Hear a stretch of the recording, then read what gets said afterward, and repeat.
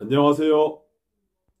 저는 편의점업계 재직 중인 편선생이라고 합니다. 편의점 창업을 희망하시는 예비 점주님들과 기존 점주님들께 도움이 되고자 영상을 만들어 보았습니다. 오늘 주제에 대해 이야기하기 전에 지난 편의점 부업 관련 영상을 봐주시고 메일을 주신 분들께 감사드리며 다음 주 월요일부터 메일 보내주신 순서대로 연락을 드리도록 하겠습니다. 혹시나 편의점 수입 외 부업 관심 있으신 분들은 멤버십 990원짜리 가입 후 풀 영상으로 시청해 주시면 감사하겠습니다. 멤버십 풀 영상을 보지 않으시고 메일 보내주신 분들도 계시는데 꼭 끝까지 시청하시고 양식에 맞게 메일 보내주시고 만약 멤버십 가입하는 방법을 죽어도 하지 못하겠다 하신 분들은 메일 주시면 방법 알려드리도록 하겠습니다. 이제 본론으로 들어가서 제가 이번 연도 5월쯤 이런 영상을 올렸었는데 킴스클럽과 NC백화점, 뉴코아 아울렛 등을 운영하고 있는 이랜드 리테일이 편의점 가맹 사업을 준비하고 있다는 내용을 올린 적이 있습니다. 아래 고정 댓글에 관련 영상 2개 주소 남겨놓았으니 이 영상 끝나고 혹시 궁금하시면 시청해 주시기 바랍니다. 프랜차이즈 사업을 하려면 직영점으로 1년 이상을 직접 운영해야 하는 조건이 있는데 킴스 편의점은 올해 6월 가맹사업 전환 조건을 충족하여 상품 구성과 운영 시스템, 상생 방안 등을 충분히 검토한 뒤 사업을 본격화하겠다는 신중한 태도를 유지하고 있었습니다. 당시 알아보았을 때에는 가맹사업을 올해 하반기부터 한다고 했었는데 올해 하반기가 아닌 내년 1분기부터 가맹사업에 나선다고 합니다. 올해는 준비가 덜 됐나? 아니면 시기가 안 좋았나? 자세히 알 수는 없었는데 오늘은 킴스 편의점이 가맹 사업을 하게 될 경우 어떤 일이 일어나게 될지 현 시점 편의점 업계 상황 또한 간단히 말씀드리면서 함께 예상을 해보는 시간을 가져보도록 하겠습니다. 얼마 전이었죠. 공정거래위원회에 따르면 이랜드 킴스클럽은 현재 운영 중인 킴스 편의점 직영점 5개 매장 중 한 곳을 다음 해 1분기 안에 가맹점으로 전환해 운영할 예정이라고 합니다. 현재 킴스 편의점은 작년 6월 봉천점을 시작으로 신정점, 염창점을 오픈하고 올해 신촌점, 도곡점을 추가해 직영으로 운영 중에 있습니다.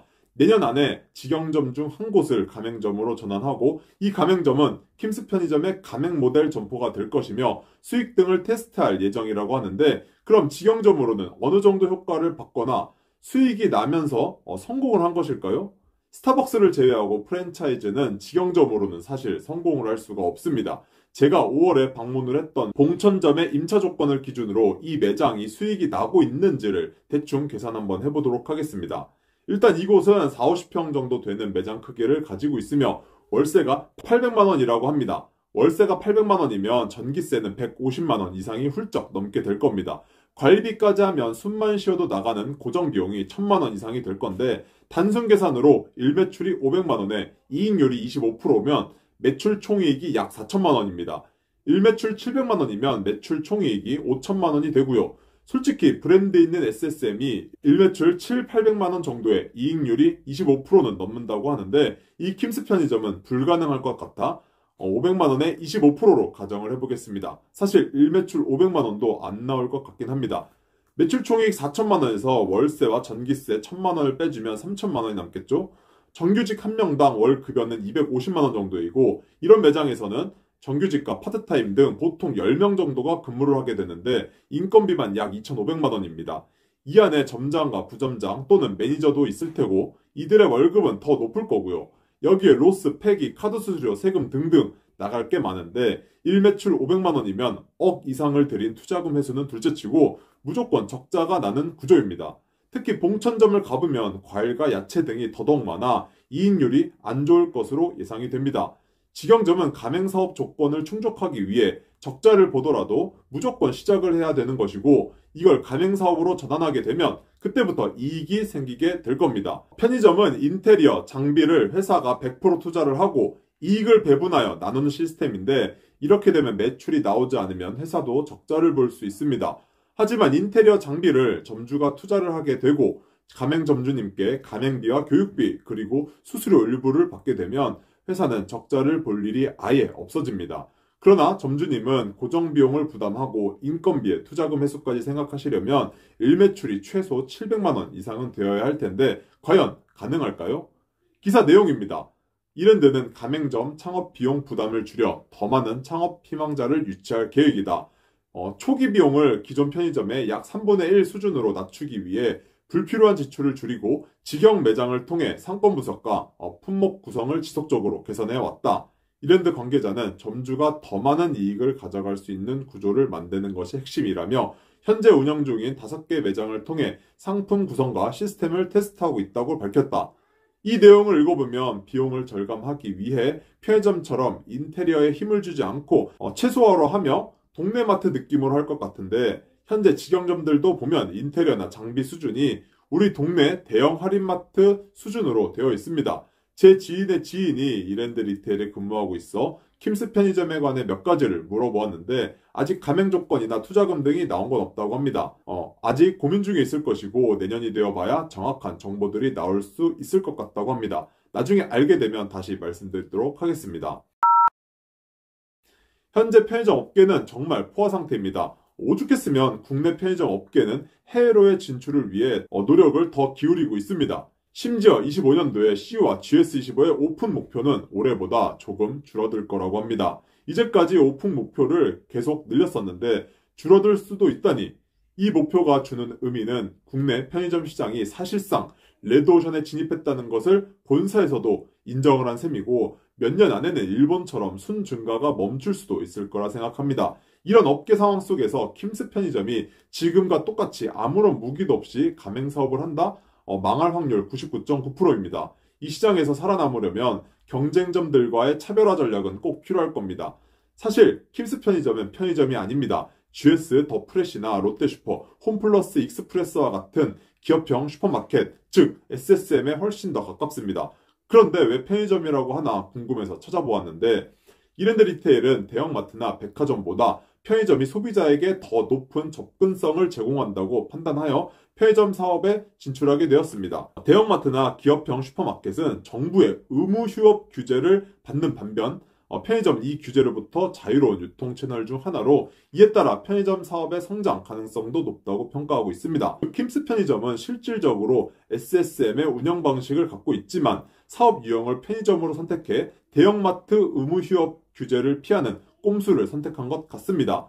다른 기사를 또 보시면 이랜드 관계자는 1인 가구 증가 등 가구 수의 변화로 인해 소비 형태가 달라져 소량 구매하는 소비자가 증가하는 추세라고 언급하며 편의점은 주거지와 가까워 접근성이 좋다고 설명했습니다.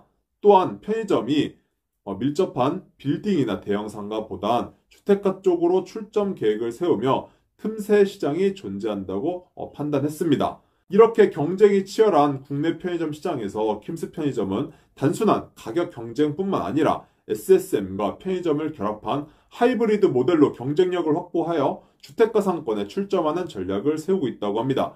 특히 주요 판매 전략은 편의점보다 더 싼 편의점이라는 슬로건으로 채소, 과일, HMR 등 저렴한 가격으로 인근 편의점들보다 무조건 저렴하게 판매를 하여 편의점 매출을 잡아먹겠다는 건데 실제로 방문해서 가격들을 살펴보니 편의점보다는 음료, 과자들은 당연히 싸게 팔았지만 그렇다고 해서 일반 동네에 있는 4, 50평 되는 마트보다는 더 싸다고 느끼지 못했으며 다른 경쟁점들과 비교하여 차별성이 1도 없는 동네 마트 수준이었습니다. 후발주자로 가맹사업에 진출하려면 기존에 이미 자리 잡아놓은 브랜드 편의점들이나 GS 더 프레시나 롯데슈퍼와 같은 SSM과 차별화된 무언가가 필요합니다. 킴스 편의점은 편의점보다는 SSM과 유사한데 GS 더 프레시, 롯데슈퍼 등 누구나 다 갖추고 있는 신선 상품들이 차별화 상품이라고 하면 사업성에 의문을 가질 수밖에 없다고 생각합니다. 이런 신선 상품들은 동네 마트에서도 판매를 하는데 여기보다 압도적으로 저렴하던가 엄청나게 양이 많던가 아니면 맛이 있던가 자체 브랜드인 PB 상품들이 있던가 등 뭔가 차별화할 만한 것들이 한 개라도 있어야 하는데 전혀 없어 보였습니다. 이런 상태로 가맹사업을 진행한다면 실패를 하게 될 게 뻔하며 본인도 망하면서 괜히 죄 없는 편의점 점주님들이나 다른 유사업종 사장님들에게만 피해를 주는 꼴이 되게 될 겁니다. 편의점업계 후발주자인 이마트24를 떠올려 보시면 킴스 편의점의 미래를 알 수 있을 겁니다.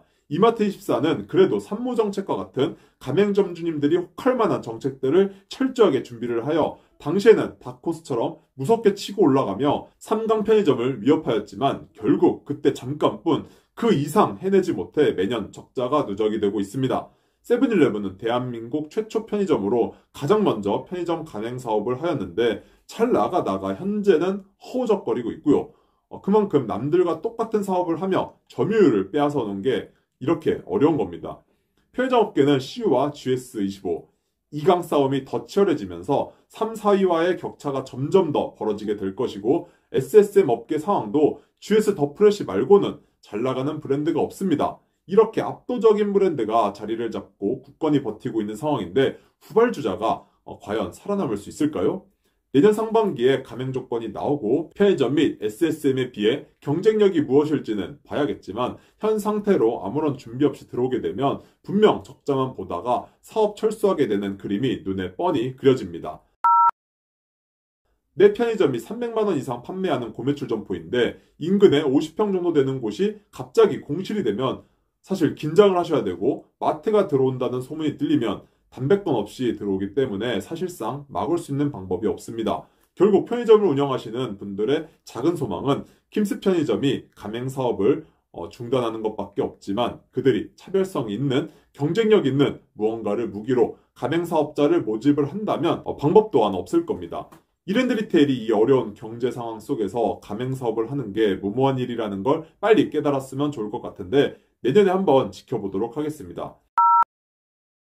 내년에는 경기가 더 안 좋아진다고 합니다. 최근 정치적 이슈는 덤으로 지금 대한민국이 더더욱 점점 힘들어져 가고 있습니다. 이미 환율은 1,450원이 뚫렸고 코스피도 2,500을 넘기지 못하고 있으며 역대 최대 대출 증가에 이미 경매도 역대 최고치를 기록하는 등 모든 경제적 수치가 IMF 상황의 수치와 가깝게 나타나고 있다고 합니다. 현재 상황에서는 현금을 모아놓고 일단 관망을 하시는 것도 하나의 방법이 될 수 있고요.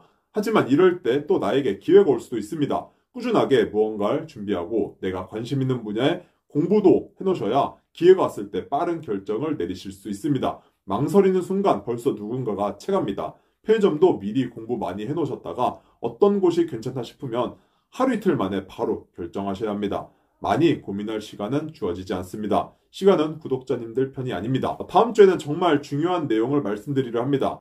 이미 경매 신청 건수가 역대 최고치를 돌파했다고 하는데 관련해서 편의점뿐만 아니라 자영업을 하시는 분들에게 엄청나게 도움이 될 만한 아주 중요한 내용을 말씀드리려고 합니다.